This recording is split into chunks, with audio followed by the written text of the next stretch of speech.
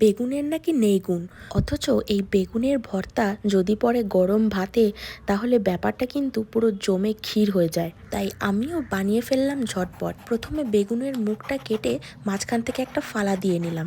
আমি এখানে নিয়েছি দুটো বেগুনই একইভাবে রেডি করে নিলাম। এবার বেগুনগুলোকে গ্যাসের মধ্যে বসিয়ে হাই ফ্লেমে ভালোভাবে পুড়িয়ে নিয়েছি। এপিট ওপিট করে ভালোভাবে পোড়াতে হবে কিন্তু। এরপর বাকি উপকরণগুলোকে রেডি করে নেব।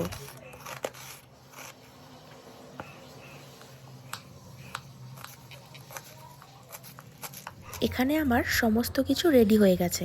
এবার কড়াইতে সর্ষের তেল দিয়ে তাতে রসুন কুচি, পেঁয়াজ কুচি, লঙ্কা কুচি দিয়ে ভালোভাবে নেড়ে নেব। এরপরে টমেটো কুচি আর নুন দিয়ে ভালোভাবে কষিয়ে নেব।